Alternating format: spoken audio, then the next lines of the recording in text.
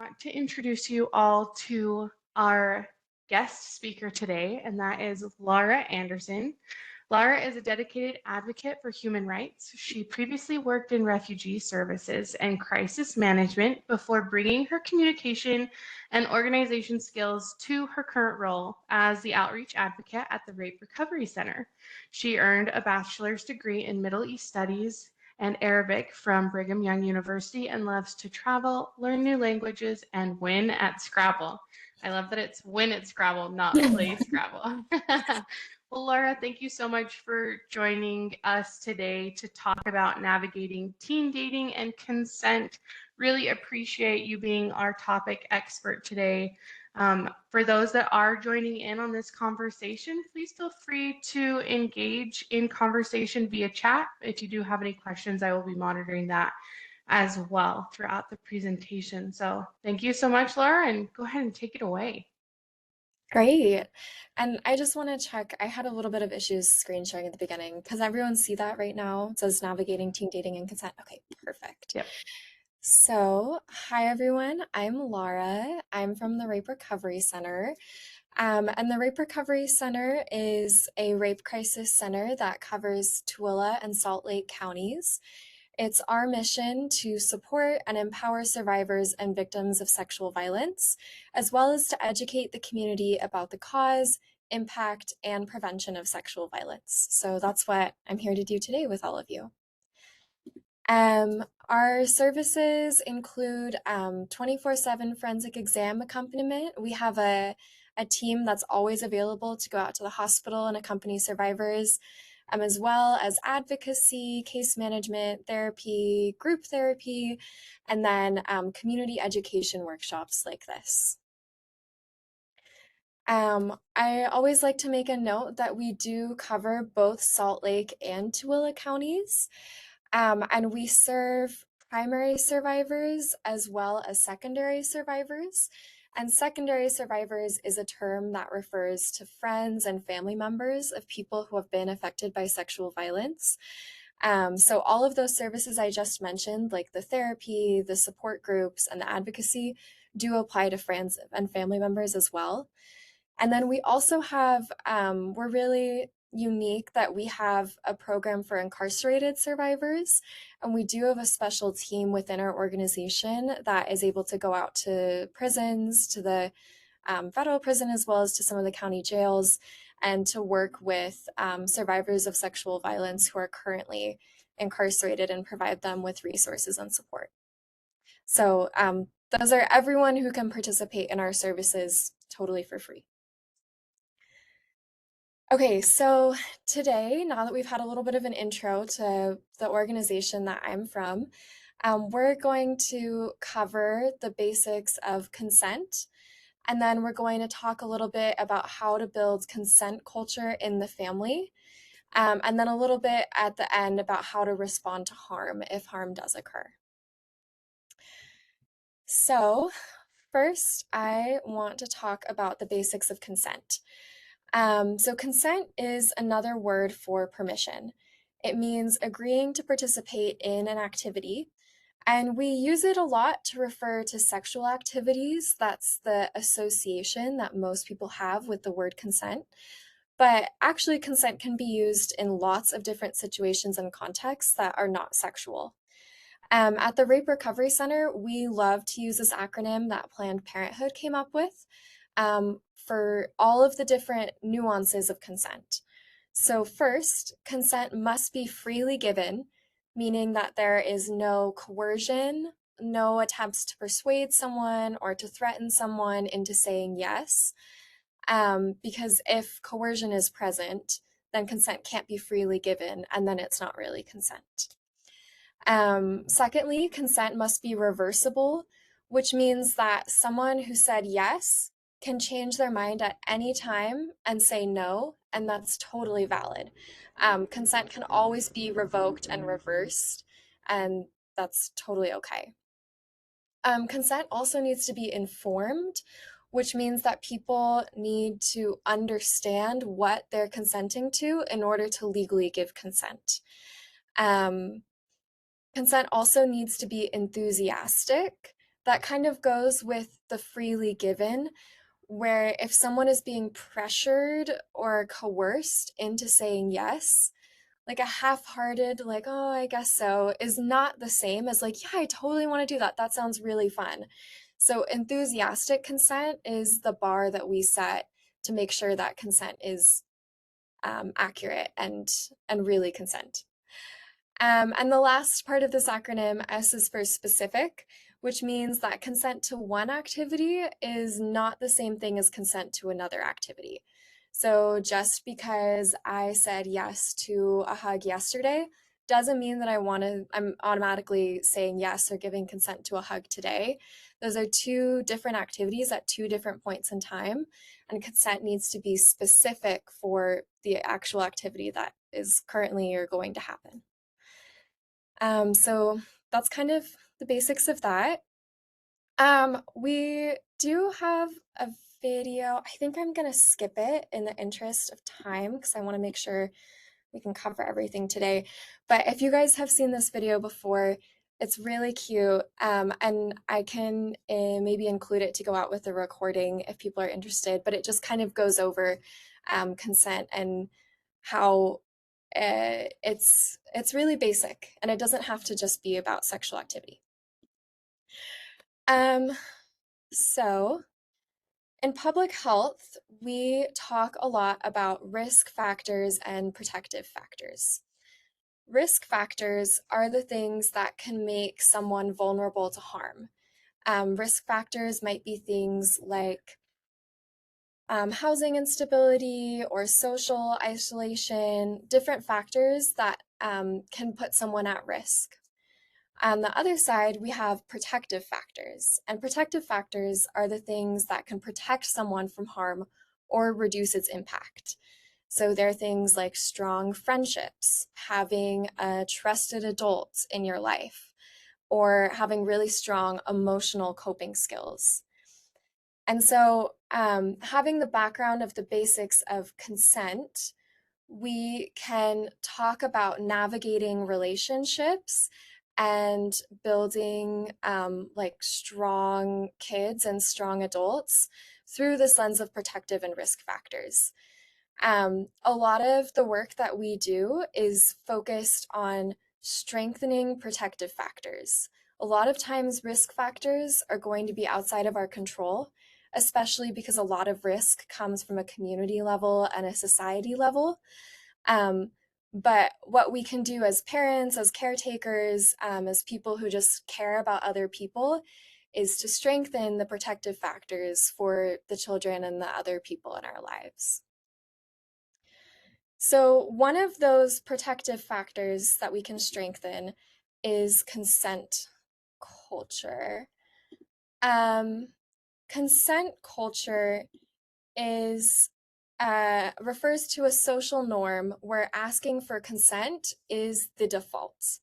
So instead of asking for consent in just sexual situations, we are asking for consent in all situations.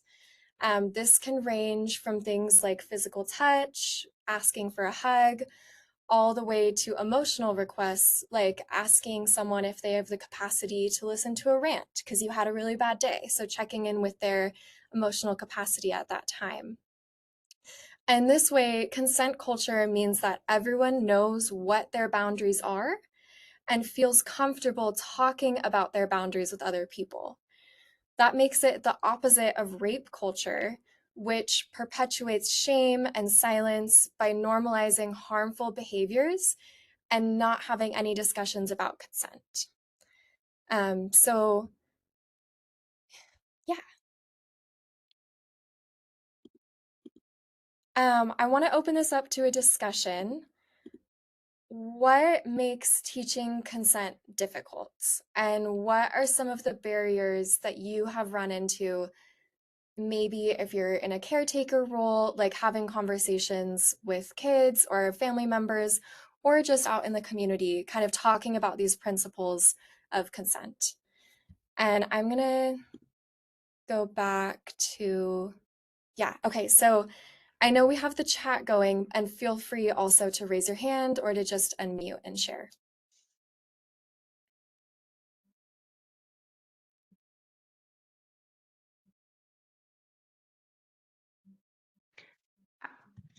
I can get us started on the conversation. I think for me, with consent and teaching consent, what may be difficult is if you never really had conversations growing up like that in the first place, right? I think it's Mhm. um, the what makes it easy to teach is that if you grew up in a household or around people that you had these open-ended questions like consent.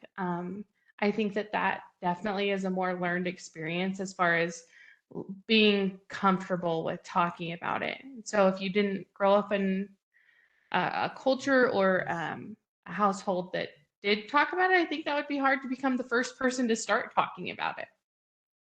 Yeah, totally. I think, yeah, that's one of the biggest barriers is like you can't really teach something that you don't fully understand or practice yourself.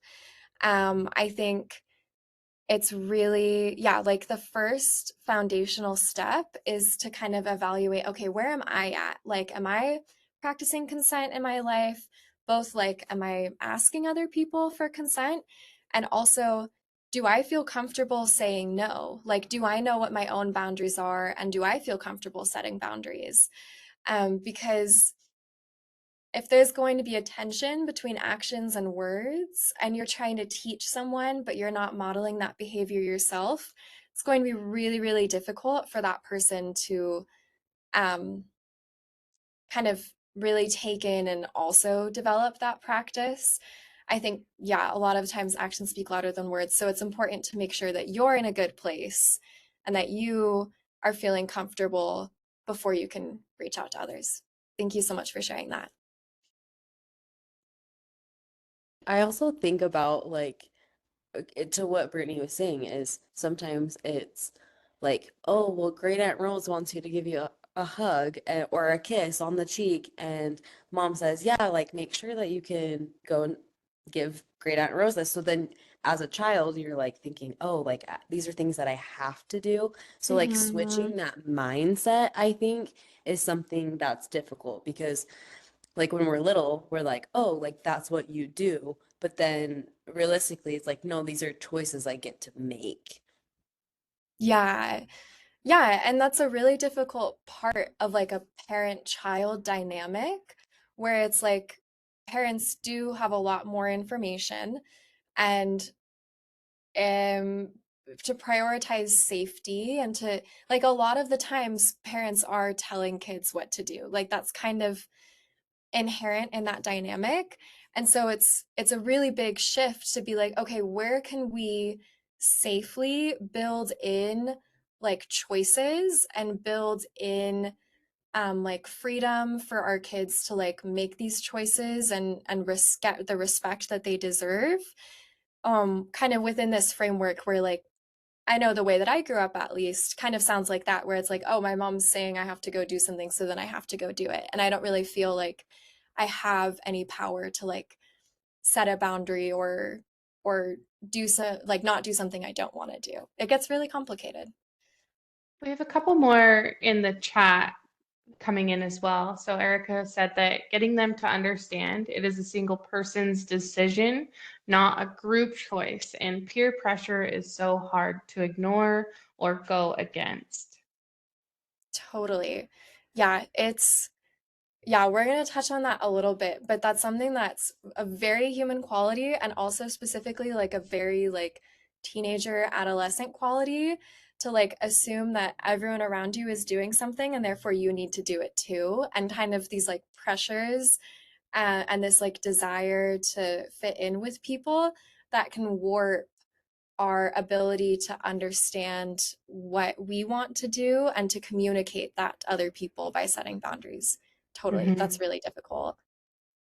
And then the other question, the other statement that came in to this question is, as a child, I was taught to respect authority, and as a parent, I struggled to teach that lesson while also communicating how to be assertive in life. Yeah.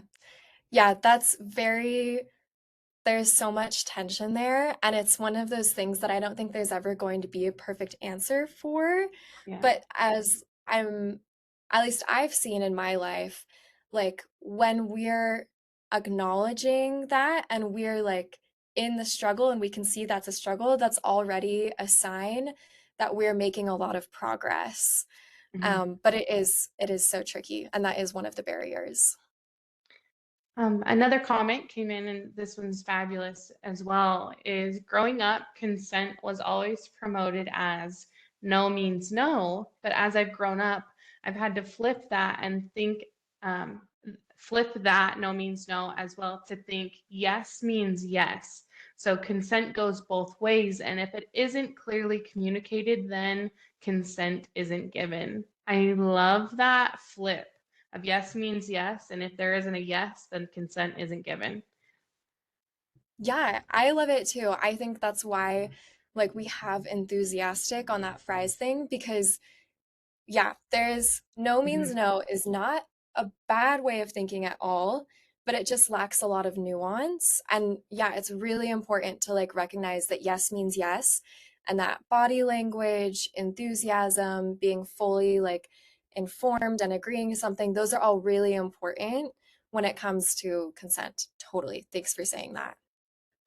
I think it's also really great too that in even in this short conversation that you've had, we've addressed consent on a very large spectrum, right? It isn't just dealing, like what you said, with sexual activity. This deals with everything from what Mercedes had mentioned of Great Aunt Rose versus peer pressure, and then yes means yes. So again, these are consent given in such a wide range that I think that makes it, on the flip side, a little bit easier to talk about and to teach, right? When you approach the conversation with such a wide mindset when it comes down to it. Yeah, totally. I think because one of, another barrier that hasn't been brought up, but I think we've kind of implied is like when you want to talk about consent, but you feel really uncomfortable talking about like sexual assault and like rape and these like heavy topics. But if you recognize that consent is actually way beyond that, it becomes a lot easier to like have conversations, because you're not kind of like dealing with like what's an age appropriate level or kind of what's kind of an emotional heaviness appropriate level. You can be in like a space where it just feels a lot more comfortable.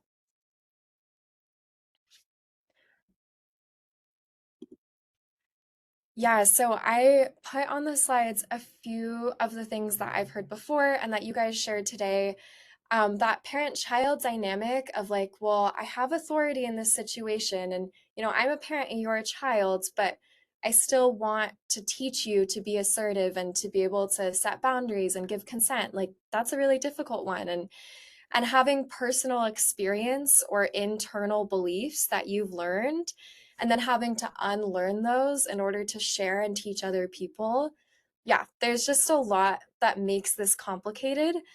But at the end of the day, addressing all of these barriers and working towards overcoming them, um, is really worth it because of the really strong positive outcomes that come from children learning really young and anyone learning at any age about how to set boundaries and how to give and revoke consent at any time. Um, so I have a few tips on the screen, for fostering consent culture in a family. I won't speak on all of these. There's two that I want to touch on at first, and then we can open it up to discussion if people, have other comments they want to share. So first, I want to talk about this first tip on here, using anatomically correct terms for body parts. So this means that when you're talking to people, an ear is an ear, a knee is a knee, a penis is a penis, a vagina is a vagina, like just using all of those terms. This is proven to increase confidence, increase body positivity. It can actually prevent perpetration. And if something does happen and harm does occur, then it creates a pathway for children or anyone to report what happened to them. Language is a really key part of consent culture. And if we don't have the words to describe our bodies, then we don't have the language to set boundaries and to say what is okay or not okay with us. And even if we do know what the words are, like, okay, I know the words like penis and vagina, but I've noticed that other people, they like act embarrassed to say those words, or they like maybe say a nickname, or they kind of like whisper it, then I am pretty likely to feel some shame around those words because of the, behavior I'm noticing towards those words in other people. And so I'm likely to kind of transfer that shame about the word to become shame about the body part. And so that's why, like, using words and normalizing anatomically correct terms statistically in research has been proven to increase body positivity and like people feeling more comfortable in their bodies because it's avoiding this like internalized shame reaction that we sometimes have. Um, yeah, so that's a really important one. And then I also, the other one on here that I love to talk about is fourth down, demonstrate that saying no is not scary or bad or punitive. So just like kids and anyone, again, can absorb the message that that body parts are shameful, they can also absorb the message that saying no is shameful or has negative consequences. So if I have a niece and she's so cute.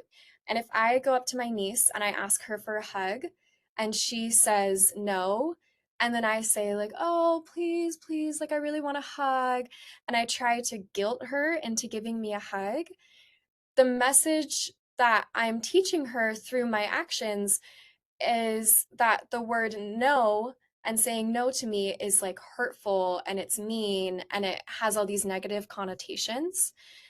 And if I continue to pressure her and to make her feel guilty, the next time I ask her for a hug, she's more likely to give in and say yes instead of sending a boundary that she actually doesn't want a hug from me.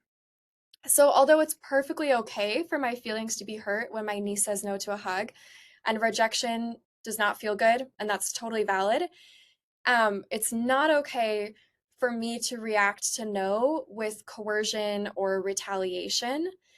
A better behavior to model is accepting no with grace and moving on and just being like, okay, well, do you want to play Legos instead? Or like what? Just moving on and accepting the no creates a pattern of like, okay, saying no is normal, saying no is acceptable, and like we can both move on. And that empowers people to be able to continue to say no. And the whole goal of consent culture is that everything that we're normalizing and teaching in like all aspects of life, then, if like there is a sexual situation or a harmful situation, those skills are going to be transferred and they won't feel, or hopefully will feel, not feel like, oh, I'm afraid to say no. They'll feel like, oh, I know that I can say no because I've demonstrated that in the past. Um, so those are kind of like two things I love to just elaborate on from this list. But I'd love to open it up. Does anyone have any comments on what I shared or anything they're seeing on this list that they want to talk about?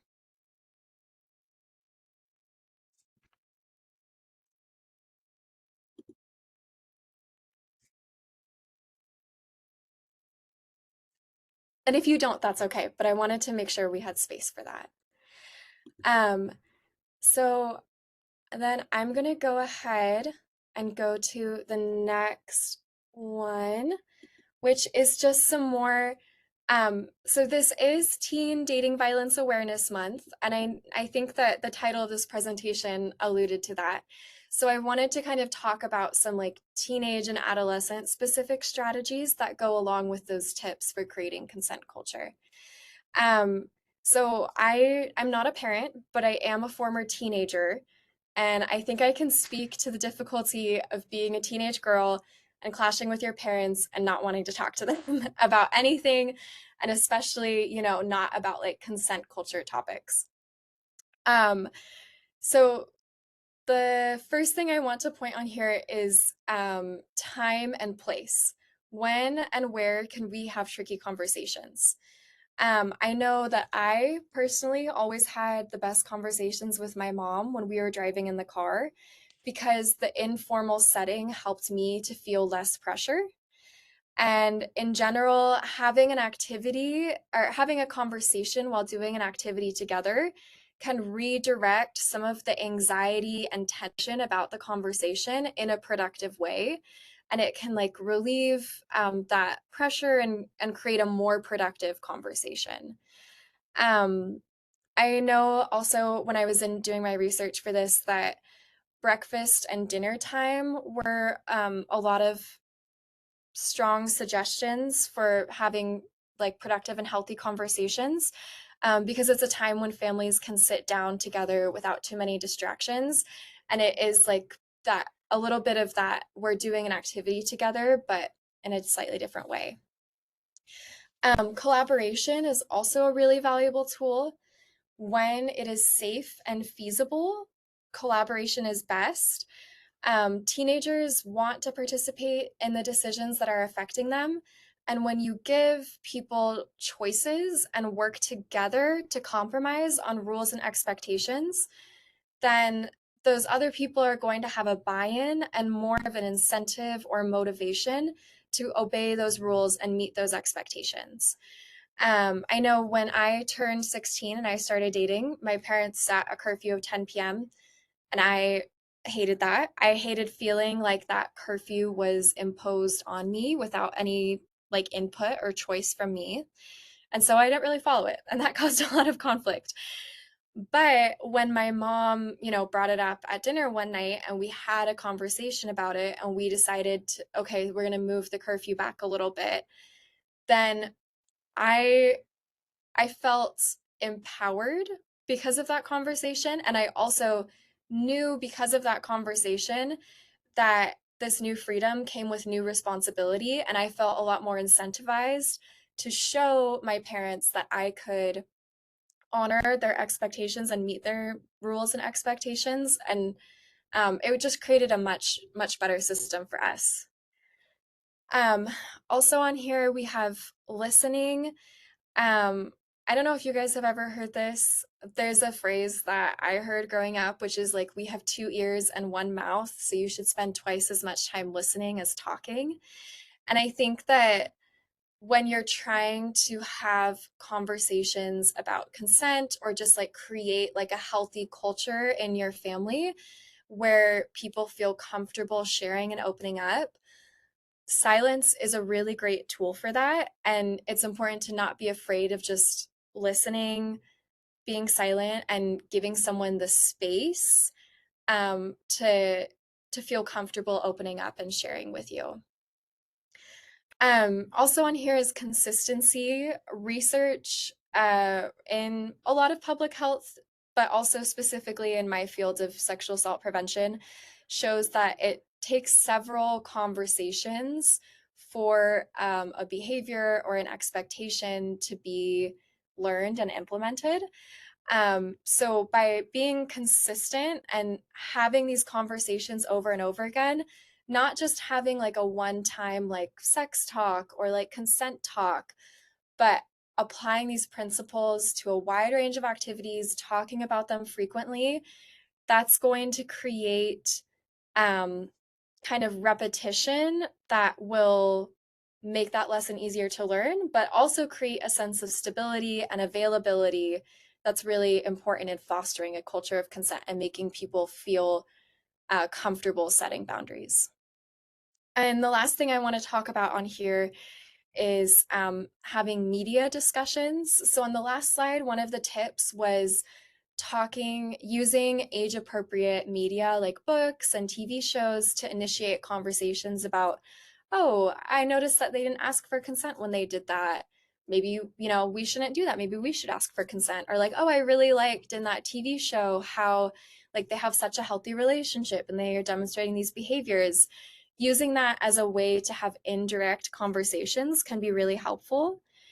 And specifically, it can be really helpful in setting um, understanding what is normal and not normal for different behaviors. As humans, and especially as teenagers and adolescents, we are really bad at judging how much other people are doing an activity relative to how much we are doing it. And surveys consistently show that high schoolers think that like all of their peers are having sex, when in reality, that number is less than 50% almost all the time.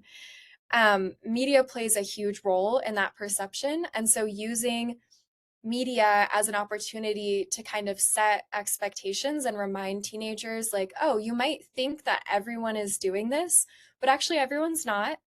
And let's talk about what's healthy and not healthy. That can be a really great way to have communication like that. So, I want to have a quick activity. I have a little like role play script set up. Um, sorry, I just like saw all the everything coming in the chat, so I got distracted for a second. Do I have two people who feel comfortable like reading this little script, and then we can talk about what you liked or didn't like in this like conversation that's modeled? I'd be glad to. Great, thanks, Mercedes. And I can do the other one. Okay, perfect. That was Brittany. Okay, Mercedes, do you want to be Lauren, and Brittany, you can be the parent? You got it. Hey, can I talk to you about something Lucas asked me? Sure, what do you want to talk about? At school, while we were at lunch, Lucas said that their friends all have their girlfriend's Snapchat and Instagram passwords. Lucas said it was how they trust each other, and they asked me if they could have my passwords. Wow, thank you so much for sharing this with me. How do you feel about sharing your password? Well, I don't really want to share my password, and it's not because I don't trust Lucas and I have nothing to hide, but I feel weird if I have to share my Snapchat and Instagram with them. But I also don't want Lucas to feel like I don't trust them, so I don't know what to do. I know it may seem like everyone's sharing their passwords with their boyfriend or girlfriend, but people keep their passwords private. Each person has a right to privacy, and it's actually really healthy to set boundaries in relationships. What are your thoughts? I think that's how I feel about sharing passwords. I want to keep my Snapchat and Instagram for me, but what if Lucas says I don't trust them? What if he breaks up with me? I love that you want to set that boundary for yourself, and it seems like the issue is about trust and not passwords. So maybe let's think of some other ways you can show trust. What does trust look like to you? Trust to me is knowing I could count on Lucas to listen to me if I had a bad day and being honest with one another. I don't want to be like my friend Hannah, who didn't tell her boyfriend when she was jealous that he sat next to Ellie on the bus, and then things just got messy. Those are all really great. Telling Lucas how you feel is really important, and I don't think that this will cause you guys to break up. But if you do, I know you're going to be okay because you're smart and resilient. And I'll be here with all of the ice cream you could ever want. Why don't you talk to Lucas about trust and let me know how it goes? For sure. Thanks for listening to me. Okay, thanks, guys. So, I want to use that as like just kind of a discussion point. What do you guys think went well in that conversation? And is there anything you would add or change? Kind of what are your thoughts on that?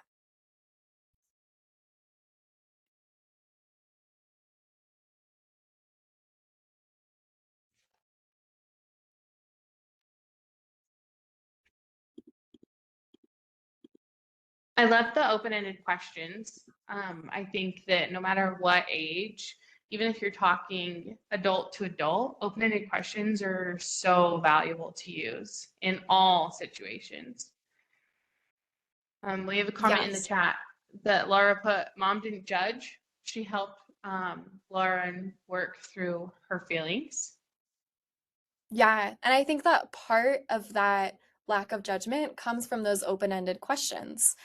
It definitely also comes from like I know if I were in this situation, and my friend was talking to me, I might start to be like, oh my gosh, that's so crazy. Like, he wants to do that. Like, I don't trust him. Like, I think that's a red flag. But instead of having that reaction, she kind of let her reach that, not necessarily reach that conclusion herself, but decide, I don't know if I want to do this. I don't know if I want to share passwords herself, which is really empowering and is probably going to be more effective than someone imposing and being like, oh my gosh, I don't think you should do that. Another thing that I mentioned, that I noticed, not mentioned, is that there was a lot of like summarizing, right? It sounds like you, or oh, it seems like, or what I'm hearing is, right? So you're re-summarizing what is already being told to you, which is actually really helpful, for that person that you're summarizing what they said to rehear what they said, because then it gives them the opportunity to say, yeah, you're totally right, and confirm what they were thinking and they just needed to say it out loud. Or if you summarize it and they're like, you know what, that's actually not what I'm thinking or what I'm experiencing, and then they have the opportunity to correct those thoughts and like further explain themselves, which also gives them the opportunity to like further that communication skill as well. So I thought, it's really powerful. We have tons of other things that popped into the chat, so I'll go ahead and read those for you. Um, it, Bonnie said, it is easy as a parent to jump in and save our children from something we find to be dangerous, but she trusted in her daughter's thought process and empowering her to have a safe conversation that ended in a way that the mother wants anyways, much better for the youth or the child. Yes, totally agree. And then Emma put in, I love the support that the mom had for Lauren and that she reinforced Lauren is smart and resilient and that the mom would have her back if things didn't work out in Lauren's relationship. Yeah, yeah. I really think that part of the conversation is important because it's part of building that pattern of consistency in support is like reiterating like I'm going to be here for you. And it's also part of that trying to change the way that we think about no by, you know, we can't control how Lucas, the boyfriend, is going to react to this. And if she says no to him, we can't control like his reaction about shaming or guilting her. But what we can do is say, like, um, you know, if he says no and this relationship ends or, there's a bad reaction, like, I'm still going to be here to support you. And like, it's still okay to say no. That's the way that we can reinforce from this position that, like, no is not scary. No does not mean the end of the world. And like, you have the power to say no, and that's totally fine and acceptable. And yeah, I love the comment about like trusting and empowering someone to have a safe conversation instead of trying to like jump in and save. That's like a really difficult instinct. But if the goal of being a parent is to help someone become, a healthy individual adult and independent, then yeah, we have to that instinct and that tension is something we have to navigate. So yeah, thank you, Bonnie. So I'm gonna finish up with a little bit about harm and how to handle harm.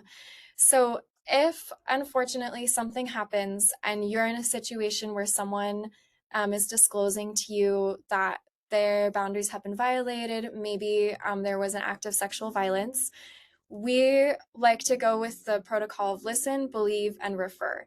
So, the first step is listening. Um, Studies have shown that the way that people react to a disclosure of sexual assault is really it has a really big effect on the outcomes for the person who suffered the assault. And when they've done surveys and they've done a lot of data analysis, when people have reported that their disclosure was met with judgment or disbelief or people like not listening and ignoring them, those people tend to not be able to seek out resources and to engage with less healthy coping mechanisms. Whereas the people whose disclosures were met with simple belief statements like, I believe you, I'm here for you, I'm listening to you. And they were given space to kind of like share what happened to them instead of immediately being shut down. Those people have, it's still difficult in recovery, but they're more likely to have stronger support networks, engage with a lot of different resources, use healthy coping mechanisms, and they just have better outcomes.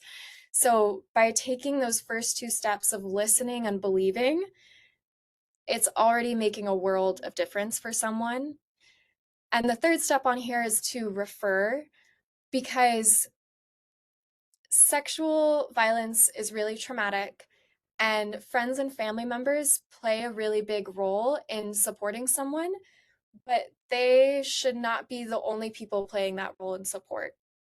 And it's important to recognize that like there are professionals, and there are like specifically mental health professionals who are trained and are really good at helping people recover. And so referring someone in a loving way, where it's not like, oh, I don't want to talk about this, go talk to someone else, but being like, hey, there's a hotline, here's someone you can talk to who's trained to handle this, that will have like really good outcomes for the survivor as well as for the supporter, because secondary survivors and supporters can also experience vicarious trauma. And it's important to be able to set boundaries yourself when you're supporting someone else. So I just have here on the screen, and these are all available on our website and available if you just look them up. But we do have a 24-hour sexual violence helpline in Utah in both English and Spanish. That's staffed by trained volunteers and employees. At the Rape Recovery Center office, you can call us 9 to 5, and we'll be able to get you to speak with someone or set up an intake if you want to come in or someone else wants to come in. And then I also have on here child sexual assault reporting, because I do want to touch on that a little bit since this is about caretaking and parents. So in the state of Utah, all residents are legally mandated to report sexual assault of minors and vulnerable adults if they have the name, address, or other identifying information of the sexual assault victim. And that's because this is part of the larger mandatory reporting law for child abuse and abuse of vulnerable adults. So although rape crisis centers like the Rape Recovery Center where I work are protected, and we have confidential communication laws for almost every situation, the one exception is being a minor.